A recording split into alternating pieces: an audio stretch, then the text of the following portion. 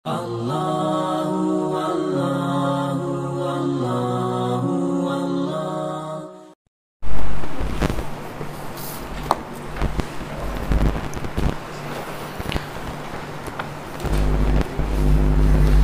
Bismillahirrahmanirrahim. Assalamualaikum warahmatullahi wabarakatuh. Alhamdulillahi rabbil alamin, wassalatu wassalamu ala asyrafil anbiya'i wal mursalin sayyidina Muhammadin wa ala alihi wa ashabihi ajma'in. Allahumma anfa'na bima 'allamtana wa 'allimna ma yanfa'una wa zidna 'ilman ya 'alim. Allahumma faqihna fid din wa 'allimna ta'wil waj'alna minal ladzina yastami'una al-qawla fayattabi'una ahsanah. Allahumma arinal haqqa haqqan warzuqna ittiba'ah wa arinal batila batila warzuqna ijtinabah wa adkhilna birahmatika fi ibadikas salihin. Amin. Amma ba'du. Tuan-tuan dan puan-puan yang dimuliakan Allah, kita lanjutkan pembacaan kitab Riyadhus Shalihin dari Imam Nawawi rahimahullah. Kita masih dalam bab haramnya derhaka kepada ayah ibu dan haram memutus silaturahim. Hadis nomor 2, muka surat 190, daripada Abdullah bin Amr bin Al-As radhiyallahu anhuma. Semoga Allah meridai beliau dan ayahnya. Keduanya adalah sahabat. Dia berkata dari Nabi SAW, beliau bersabda, al-kabairu al-isyraku billah. Dosa-dosa besar ialah yang pertama syirik atau mempersekutukan Allah. Wa uququl walidain, dan yang kedua adalah derhaka kepada ayah dan ibu. Wa qatlun nafsi, yang ketiga adalah membunuh manusia, membunuh jiwa. Kemudian yang keempat adalah wal yaminul ghamus, sumpah yang membinasakan. Rawahul Bukhari, hadis riwayat Imam Al-Bukhari. Hadis ini menunjukkan dosa-dosa besar. Yang pertama adalah syirik. Ini seperti pada hadis yang sebelum ini, bahwa syirik adalah dosa yang paling besar, yang mengeluarkan seseorang dari Islam dan dari iman, dan menyebabkan ia kekal di dalam neraka selama-lamanya. Dan tidak ada dosa yang tidak diampunkan oleh Allah Subhanahu wa ta'ala di akhirat nanti melainkan dosa syirik. Hanya dosa syirik yang tidak diampunkan. Maknanya selain syirik mungkin diampunkan, ya. Innallaha la yaghfiru an yushraka bih. Sesungguhnya Allah tidak mengampunkan dosa syirik. Wa yaghfiru ma duna dzalika liman yasha. Dan Allah mengampunkan dosa selain itu, ya, yang di bawah syirik itu, liman yasha, kepada orang-orang yang Allah kehendaki. Jadi hanya satu dosa yang tidak diampunkan, yaitu kesyirikan. Maka ini dosa yang paling besar dan diletakkan selalu di nomor yang pertama. Yang kedua adalah wa uququl walidain, derhaka kepada ayah dan ibu. Bermakna ada dua hadis. Yang pertama, yang sebelum ini sama juga, syirik, derhaka kepada ayah dan ibu.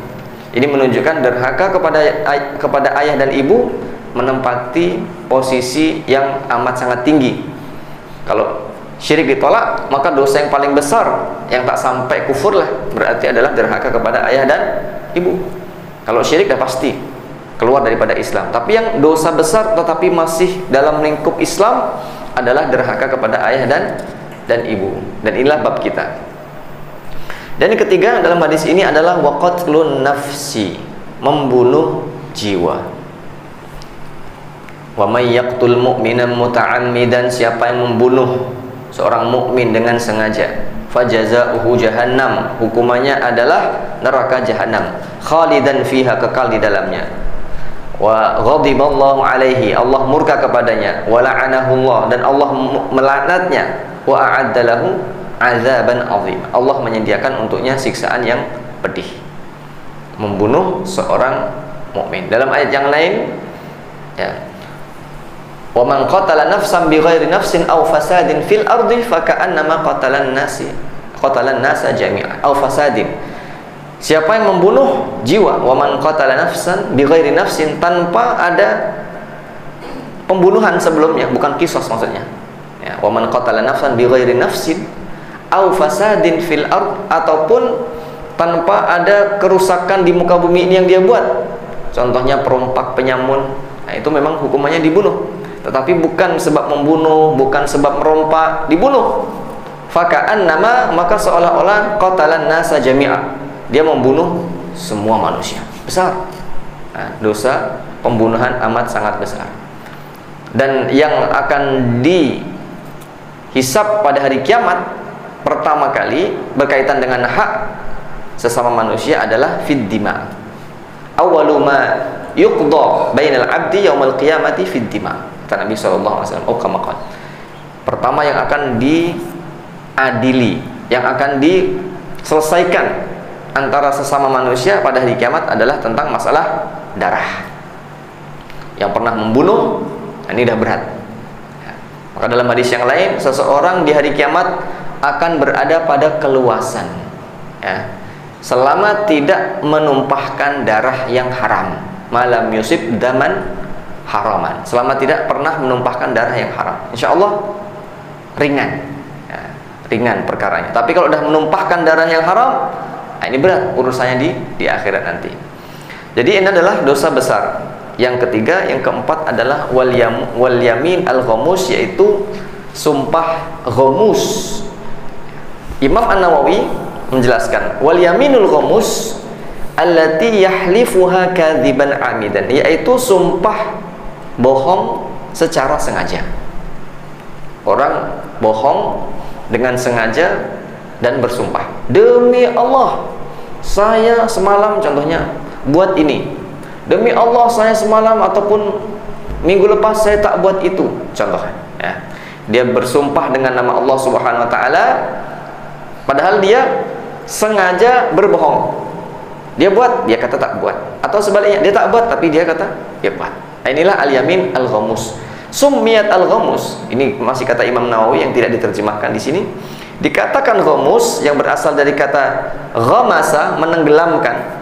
Li'annaha taghmisul halif fil itsm, sebab dosa ataupun sumpah palsu atau sumpah dusta ini menenggelamkan seseorang pada dosanya sendiri, ya, jadi seolah-olah dosanya banyak sampai dia tenggelam, maka dinamakan ghamus, yang menenggelamkan. Jadi faedah dari hadis ini adalah at-tahdzir, ya, peringatan dari terjatuhnya ke dalam dosa-dosa yang disebutkan tadi. Jangan sampai kita jatuh pada dosa-dosa yang besar ini. Dan sebetulnya dosa besar bukan hanya 4 ini saja, tetapi ada banyak. Tetapi Nabi SAW memang menyebutkan dalam berbagai macam kesempatan. Kadang disebut cuma 3, kadang disebut cuma 4, ya. Tapi selalu yang disebut paling awal adalah syirik tadi. Dan yang kedua adalah derhaka kepada ayah dan ibu. Nah, kalau kita nak tahu apa saja dosa-dosa besar, Imam Az-Zahabi sudah mengumpulkannya dalam kitab kecil, ya, bertajuk Al-Kabair, dosa-dosa besar, sudah diterjemahkan dalam bahasa Melayu. Kita tinggal baca. Disebutkan di situ dalil-dalilnya apa saja, ya, dosa-dosa besar apa saja dan dalil-dalilnya. Kemudian dilengkapkan lagi oleh Imam Ibnu Hajar Al-Haytami, salah seorang ulama mazhab Syafi'i berasal dari Mesir. Beliau menulis Az-Zawajir an Iqtirafil Kabair, ya, peringatan keras dari melakukan dosa-dosa besar, sampai 2 jilid. Jadi beliau sebutkan di situ dosa-dosa besar beserta dengan dalil-dalilnya. Kenapa kita perlu atau penting untuk mengetahui dosa besar? Tentu supaya jangan sampai kita terjatuh. Lebih-lebih menganggap dosa besar sebagai dosa kecil. Nah, ini yang bahaya. Sehingga dia santai hidup padahal dia penuh dengan dosa-dosa besar. Nah, ini yang bahaya. Lebih baik orang mengira atau menyangka dosa kecil itu besar daripada menyangka dosa besar itu kecil, ya. Dan orang-orang soleh dulu, mereka sangat takut dengan dosa. Mereka tidak melihat kecil atau besar, mereka lihat siapa yang kita maksiati ini, siapa yang kita derhakai ini, Allah Subhanahu wa ta'ala. Sehingga orang-orang salaf, sahabat, tabi'in, mereka memang sangat-sangat takut kepada Allah Subhanahu wa ta'ala. Itu perbedaan antara orang dulu dengan orang yang belakangan. Ikhtisarun Nabi al-kabair, Nabi mencukupkan dosa-dosa besar pada 4 perkara ini, imma liqtida'il maqam, boleh jadi sebab memang kondisi waktu itu ya mengharuskan beliau untuk menyebutkan ini saja. Ada motivasi ya, atau ada keperluan untuk menyebut 4 perkara ini. Wa huwa taqsiru ba'dil hadirin fi sya'niha.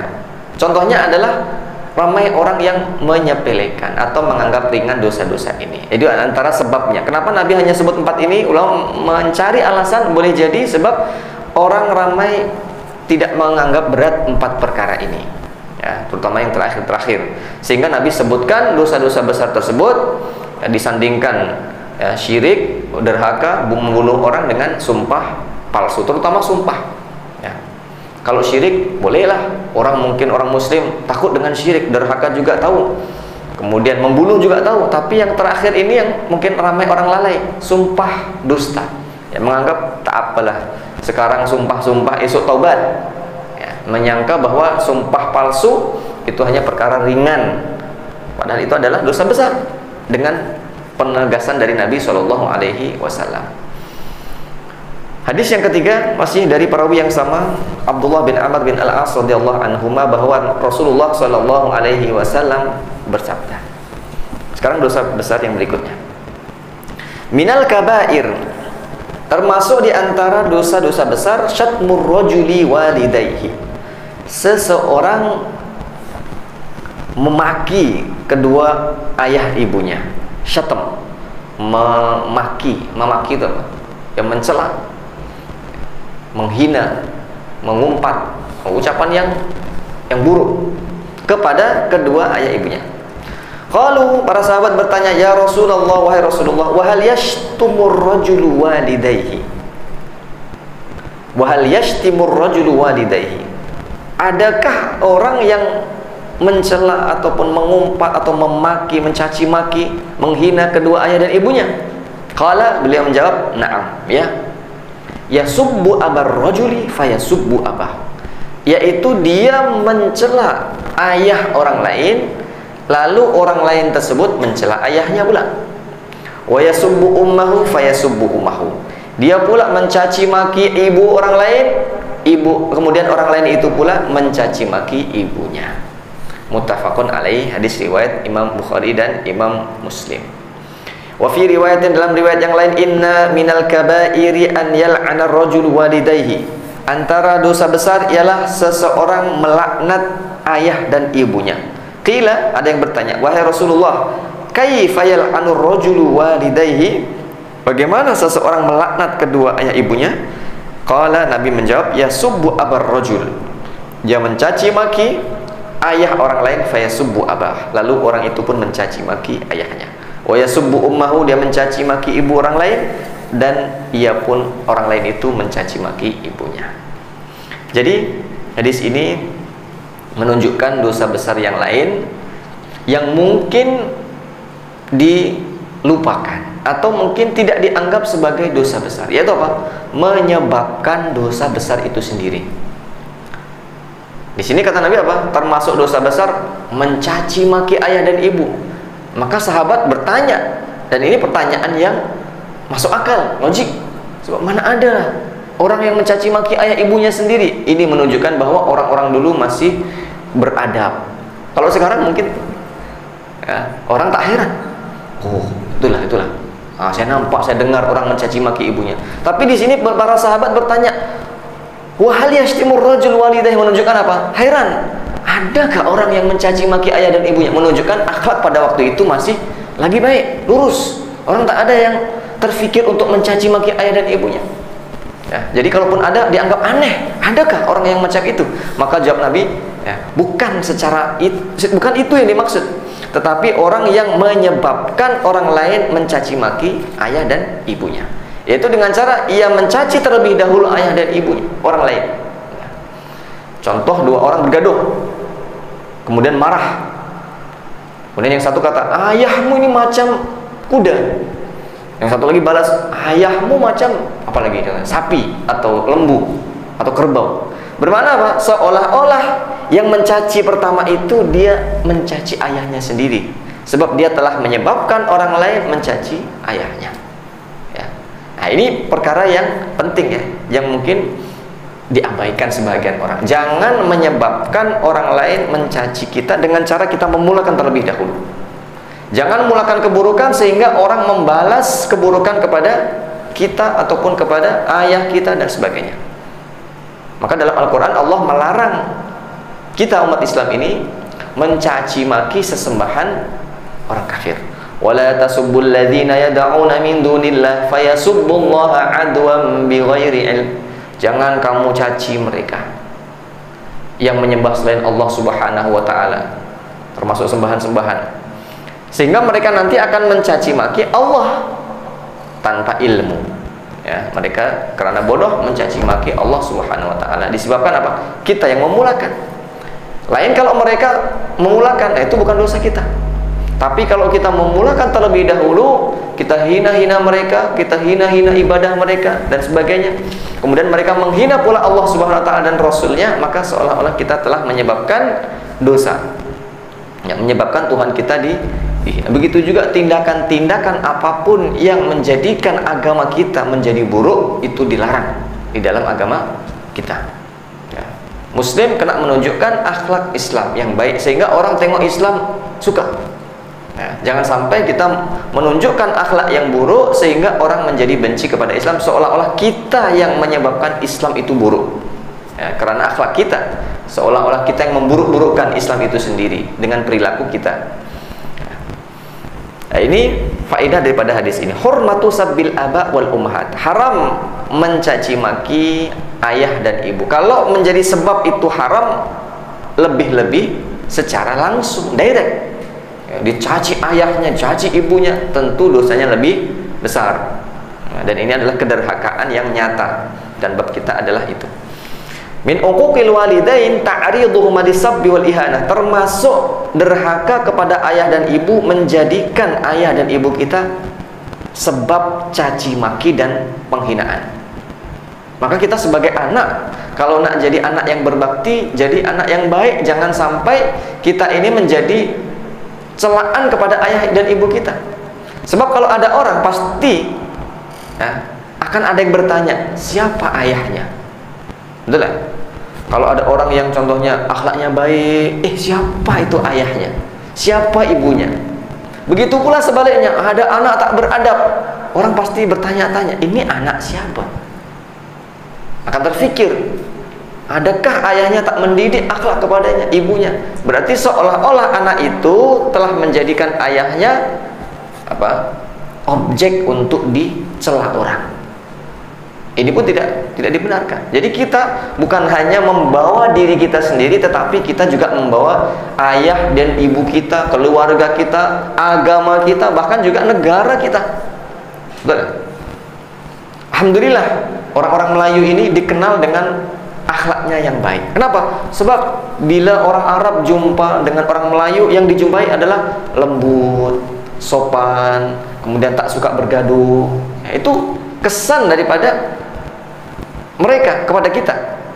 Ya, di Arab, sama ada di Arab Saudi, sama ada di Mesir, sama ada di Syria, di Yaman. Bila orang tengok dari mana, Malaysia, oh Malaysia, selalu dipuji akhlaknya. Bila pergi haji, tengok jamaah dari Malaysia, Asia Tenggara lah ya. Malaysia, Indonesia, Brunei itu sama. Jadi kita membawa negara kita. Maka kita tidak boleh berakhlak buruk, sebab kita bukan memburukkan diri kita sendiri, tetapi akan membawa semua yang ada di belakang kita, ayah, ibu kita, keluarga, dan bahkan sampai negara kita. Jadi kita kena hati-hati. Ya'ba tab'u al-mustaqim ghaliban. Tabiat yang lurus, yang bersih, yang masih baik, secara kebiasaan menolak mencela ayah dan ibu. Maka para sahabat tadi bertanya. Ya, bermakna apa? Tabiat orang dulu masih baik. Tapi kalau kita tengok zaman sekarang, mungkin kita tidak terkejut. Ya. Bukan hanya mencela, bukan hanya mencaci maki, menghina, bahkan ada yang sampai membunuh ayah dan ibunya sendiri. Walakinahu qad yatasabbabu fi dzalika bisabbi walidai ghairihi. Jadi tabiat yang masih lurus, masih bersih akan menjauh daripada perbuatan buruk. Tetapi yang jarang disadari adalah menjadikan sebab orang lain mencela ayah dan ibu kita. Jadi kita kena berhati-hati menjadi sebabnya. Tarkus sibab wasyata'im khasyata an ya'uda sab ala abawai syatim. Jadi kita dilarang mencela siapapun supaya tidak kembali celaan itu kepada ayah ibu kita, atau malah kepada yang lebih tinggi daripada ayah dan ibu kita. Kepada siapa? Nabi kita contohnya, Rasulullah SAW. Bila kita cela orang lain, kita cemooh, nanti mereka mencemooh agama kita, mencemooh kitab kita, mencemooh Rasul kita atau Tuhan kita. Nah, kita yang bersalah sebab kita menjadikan orang lain marah dan kemudian mencela-cela. Ya. Hadis yang keempat dari Abu Muhammad Jubair bin Mut'im radhiyallahu anhu bahwa Rasulullah sallallahu alaihi wasallam bersabda. Sekarang berkenaan dengan silaturahim. La yadkhulul jannata qati'un, tidak akan masuk surga orang yang suka memutus. Qala Sufyan fi riwayatihi, Sufyan dalam riwayatnya mengatakan, yakni yang dimaksud Nabi qati'ar rahimin, yaitu memutus tali persaudaraan atau silaturahim. Muttafaqun alaih. Bermakna orang yang memutus hubungan persaudaraan dia tidak akan selamat di akhirat nanti. Ya. Kalaupun masuk surga tidak langsung, dia akan dihukum la yadkhulul jannah. Ini penegasan tidak masuk surga. Ya, tentu selama dia belum menebus dosanya. Lain kalau contohnya dia pernah di masa lampau kemudian dia tebus dosanya sebelum mati, itu lain urusan. Tapi ini belum pernah bertaubat sampai mati, dalam keadaan masih lagi memutus hubungan persaudaraan, maka dia tidak akan masuk surga secara langsung bersama dengan orang-orang yang awal. Dia akan singgah terlebih dahulu ke neraka untuk apa? Dihukum oleh Allah Subhanahu wa taala. Bukan bermakna kafir. Ya. Perkataan la yadkhulul jannah bukan bermakna kafir, sebab muslim masuk neraka pun ada. Yang ini yang dimaksud. Jadi dia tidak akan masuk surga secara langsung, tetapi dia akan singgah ke neraka. Bila seseorang dianggap kafir apabila menghalalkan maksiat. Nah, ini kafirnya. Jadi ulama merinci sampai kafir apabila yang haram-haram yang dilarang oleh syariat itu dihalalkan, itu baru kafir. Tetapi selama seseorang tahu ini perbuatan haram tapi dia buat, ya, sampai mati belum bertobat, tahu ini haram tapi dia buat, ada kan orang macam itu dalam keyakinannya tahu ini haram, ini tak boleh, tapi mungkin hawa nafsunya menguasainya sehingga dia kemudian apa? Lebih mengikuti hawa nafsunya. Inilah yang disebut dengan maksiat. Dan orang semacam ini nanti ya, kembali kepada Allah Subhanahu wa taala. Akidah Ahlussunnah wal Jamaah menyatakan bahwa pelaku dosa besar kembali kepada Allah Subhanahu wa taala. Maksud kembali ini kita tidak tahu bagaimana nasibnya. Kalau Allah berkehendak Allah akan siksa dia, dan kalau Allah berkehendak Allah akan ampunkan dia. Tetapi ancaman itu ada. Bermakna apa? Ancaman memang ada, tetapi adakah Allah kemudian memaafkan ataupun tidak, itu kembali kepada Allah. Ini akidah Ahlussunnah wal Jamaah. Pelaku dosa besar urusannya kembali kepada Allah. Kita tidak boleh langsung menjudge si fulan ini pasti sedang disiksa, tak boleh. Kita boleh mengatakan perbuatan. Siapa yang derhaka akan dihukum oleh Allah Subhanahu wa taala, tapi kita tidak boleh menjudge orang tertentu. Si fulan ini yang kuburnya yang ini nih, dia pasti sedang disiksa sekarang. Ini tidak boleh. Ya. Perbuatannya yang kita laknat, yang kita tetapkan hukumannya. Ya, tidak akan masuk surga orang yang begini. Tapi siapa orang itu? Wallahu a'lam bishawab. Kita tak tahu. Boleh jadi orang yang kita anggap derhaka tak derhaka, contohnya, ataupun sebaliknya. Itu kembali kepada Allah Subhanahu wa taala. Jadi untuk urusan dosa Allah masih punya dua kemungkinan. Kemungkinan pertama menyiksa, kemungkinan kedua mengampunkan. Tetapi untuk janji pahala Allah hanya satu yang dilakukan, yaitu innallaha la yukhliful mi'ad. Allah tidak mengingkari janji. Nah, jadi kena dibezakan ya.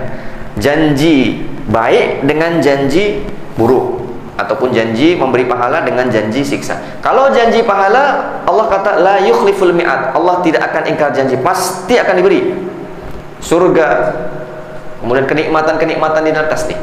Ya, orang yang layak akan diberi oleh Allah Subhanahu wa taala. Bukan sebab Allah wajib memberi, tetapi Allah sudah memberikan janji itu di dunia. Innallaha la yukhliful mi'ad wa mallahu yuridu zulman. Allah tidak akan menzalimi hambanya. Ya, itu kemurahan Allah, bukan karena keterpaksaan, tapi kemurahan Allah memberi dengan sukarela. Berbeda dengan janji tadi, siksaan, kita boleh mengatakan perbuatan ini terancam siksa, tetapi betulkah nanti di akhirat dia benar-benar disiksa? Allahu a'lam. Ya, jadi itu akidah kita Ahlussunnah wal Jamaah, ada perbedaan antara janji pahala dengan janji siksaan. Bukan bermakna kita, kalau begitu kita tak apalah buat dosa. Ya. Sebab Allah kata liman yasha, kepada orang-orang yang dikehendaki. Fayaghfiru liman yasha wa yu'adzibu man yasha. Jadi bukan semua orang, Allah yang pilih. Ya, mengikut ketentuan Allah punya sifat-sifat. Oh, ini layak, yang ini tak layak, yang ini disiksa saja, yang ini layak ini. Ya, fayaghfiru liman yasha wa yu'adzibu man yasha. Sehingga kita jangan sampai menganggap ringan. Kita anggap berat semua larangan-larangan Nabi SAW. Yang terakhir, hadis nomor 5 dari Abu Isa Al-Mughirah bin Syu'bah radhiyallahu anhu daripada Nabi SAW.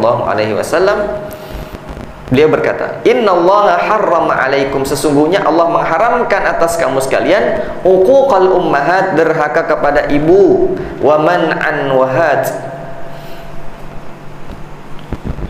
dan man'an wahat, menolak dan mengambil, ya, atau menolak dan meminta, wa wa'dal banat, dan mengubur anak-anak perempuan hidup-hidup, wa kariha lakum qila wa qala, dan Allah tak suka dengan banyak bercakap, wa kathratas su'al, dan banyak bertanya, wa idha'atal mal, dan menyia-nyiakan harta. Jadi hadis ini menyebutkan 3 yang diharamkan dan kemudian 3 yang dimakruhkan. Ya, yang pertama adalah harrama. Kalau sudah harrama jelas, tegas, haram. Yang pertama apa? Uququl ummahat, derhaka kepada ibu. Kenapa disebut ibu? Ulama mengatakan sebab ibu yang paling rapat dengan kita, yang mengandung kita 9 bulan, lahir pun masih menyusui kita siang malam, membesarkan kita, mendidik kita, mengajarkan kita, dan sampai besar pun juga menyayangi kita melebihi sayang ayah. Ya, jadi ibu lebih besar, itu sebabnya. Bukan bermakna derhaka kepada ayah tak haram, tetapi didahulukan ibu sebab ibu 3 kali lipat daripada ayah. Kan dalam hadis begitu, ibumu baru ayahmu. Jadi ini tidak ada mafhum bahwa derhaka kepada ayah tak besar, ini juga besar. Cuma didahulukan ibu sebab hak ibu lebih besar. Dan yang kedua, ibu secara fisikal lebih lemah. Maka apabila tua, fisik seorang wanita lebih lemah dan juga perasaannya lebih lembut daripada perasaan lelaki, sehingga didahulukan. Derhaka kepada ibu ya, adalah dosa yang besar dan haram. Yang kedua, waman an wahat, menahan dan mengambil. Maksudnya menahan adalah menahan kewajiban yang wajib dibayarkan. Zakat. Nah, zakat wajib dibayarkan, atau kafarah, fidyah dan sebagainya. Ya, perkara-perkara yang wajib untuk dibayarkan tetapi dia tidak membayar. Nah, ini disebut dengan man'an, atau bahasa kita bakhil, kedekut, kikir terhadap perkara-perkara yang wajib untuk dibayarkan. Wahat, mengambil, maksudnya adalah mengambil yang bukan miliknya. Ini adalah bahasa lain daripada tamak, rakus. Ya, mengambil benda-benda yang haram, bukan miliknya. Jadi dia sendiri bakhil dengan hartanya, kemudian harta orang lain pula dia ambil. Waman an wahat, haram. Yang ketiga adalah wa'dal banat, mengubur hidup-hidup anak perempuan. Kenapa disebutkan anak perempuan? Sebab memang pada waktu itu yang sedang menjadi tren bangsa Arab jahiliyah adalah mengubur anak perempuan. Zaman sekarang bukan cuma anak perempuan laki pun sama, ya. Terutama yang lahir dari perzinaan. Nauzubillah min dzalik. Sedih kita tengok bayi-bayi dibuang di tempat sampah, ya, warna merah, mati, dikelilingi lalat. Ini membunuh, ya, biasanya karena zina kemudian hamil, kemudian lahir. Dan ini sekarang semakin banyak ya kes-kes semacam itu. Bahkan budak-budak sekolah pun dah ramai yang terjatuh pada zina. Ada yang lahir di tandas, ya. Jadi dia hamil, tetapi perutnya tak seberapa besar sehingga orang tak curiga. Bila ditandas kemudian sakit perut, keluar babynya. Ya. Jadi itu adalah perzinaan yang kemudian berakhir pada wa'dul banat, mengubur bayi-bayi perempuan. Dulu orang Arab mengubur bayi perempuan sebab bayi perempuan dianggap aib, tak mampu berperang, hanya menyusahkan, lemah badannya dan sebagainya. Tetapi sekarang ya, laki perempuan pun dibunuh dengan berbagai macam sebab, takut malu, takut miskin dan sebagainya. Itu adalah dosa besar.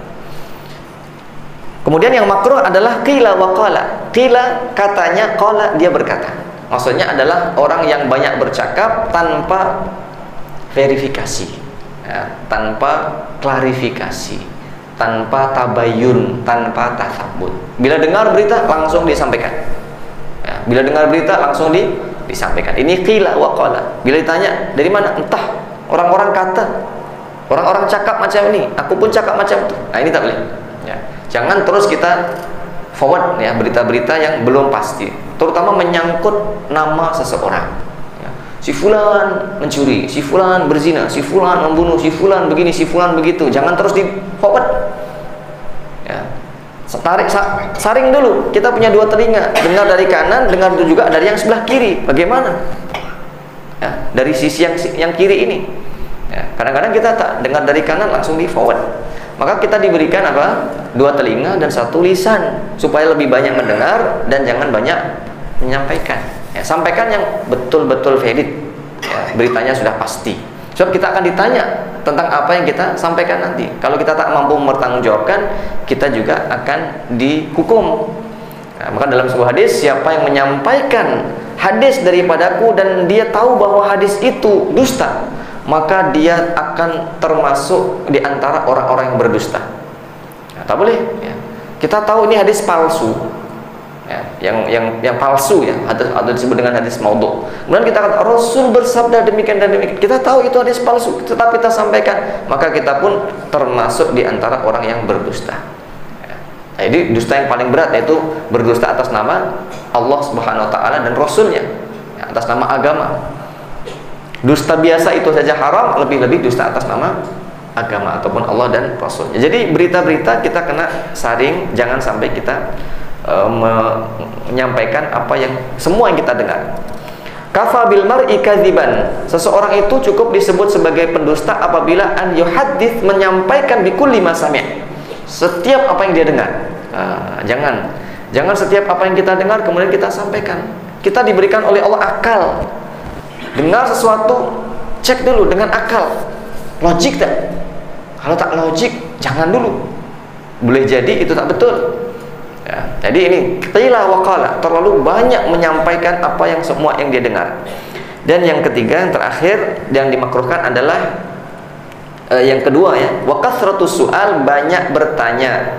Maksudnya adalah pertanyaan-pertanyaan atau soalan-soalan yang tidak membawa manfaat. Siapa nama istri iblis? Imam Asy-Sya'bi pernah ditanya, Imam Asy-Sya'bi, siapa nama istri iblis? Imam Asy-Sya'bi tahu ini soalan yang tak penting, ya, dan tak ada manfaatnya pun.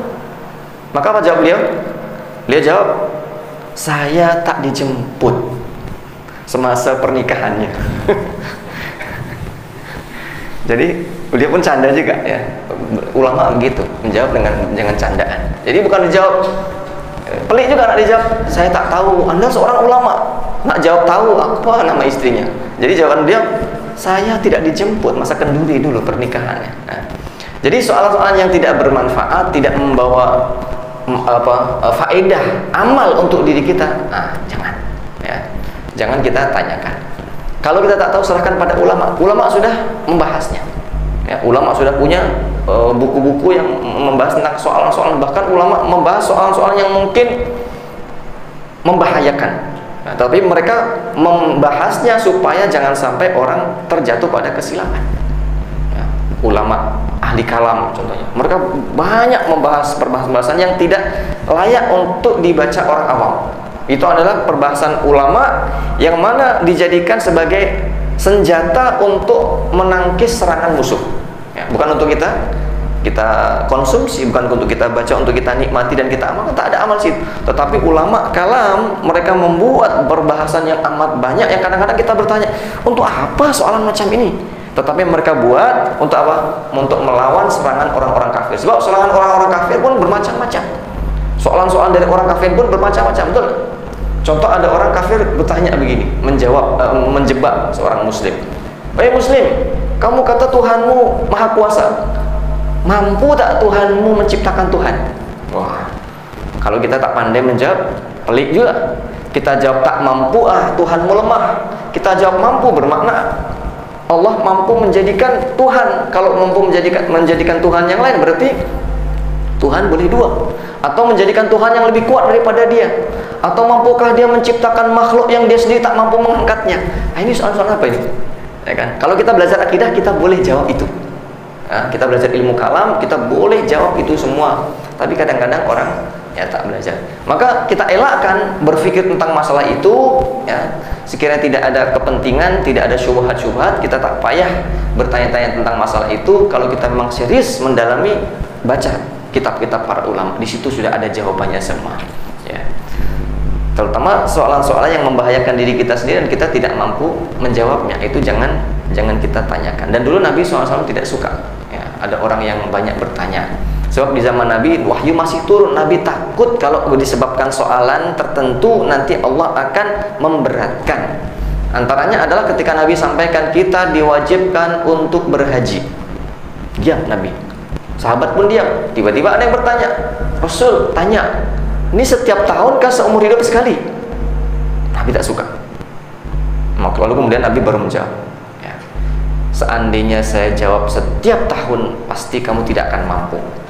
Tetapi biarkan apa yang Allah sampaikan." Bermakna apa? Kalau sudah dikatakan wajib haji, bermakna satu kali sudah cukup.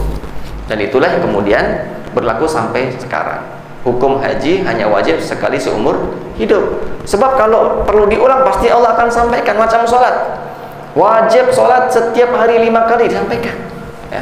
Ketika tidak disampaikan, maka cukup, ya, sekali saja, tidak usah banyak bertanya. Takut nanti kalau turun wahyu kemudian diwajibkan yang berat-berat itu.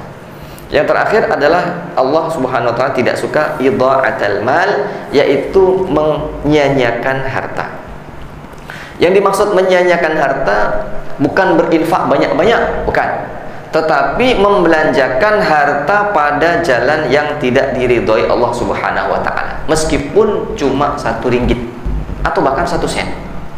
Nah, jadi idha'atul mal, membuang harta, itu bukan sedekah banyak, tetapi meletakkan harta kita pada jalan maksiat, pada jalan yang tidak diridhoi Allah Subhanahu wa ta'ala.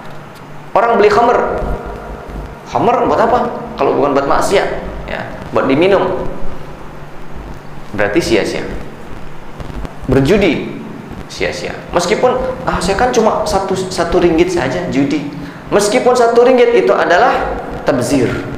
Jadi definisi tabzir atau membazirkan harta itu bukan membuang-buang harta yang banyak untuk kebaikan, bukan, tetapi meletakkan harta meskipun menurut kita sedikit pada jalan yang salah atau pada jalan maksiat. Inilah yang dimaksud dengan idha'atul mal. Dan kita tidak dibolehkan membuang harta meskipun sedikit pada jalan yang tidak dibenarkan syariat. Alhamdulillah, selesai bab kita. Itu tadi perkara-perkara yang diharamkan oleh Allah Subhanahu wa ta'ala. Semoga kita dijauhkan dari apa-apa yang Allah haramkan. Amin ya rabbal alamin. Subhanakallahumma bihamdika asyhadu an la ilaha illa anta astaghfiruka wa atubu ilaik. Wassalamualaikum warahmatullahi wabarakatuh.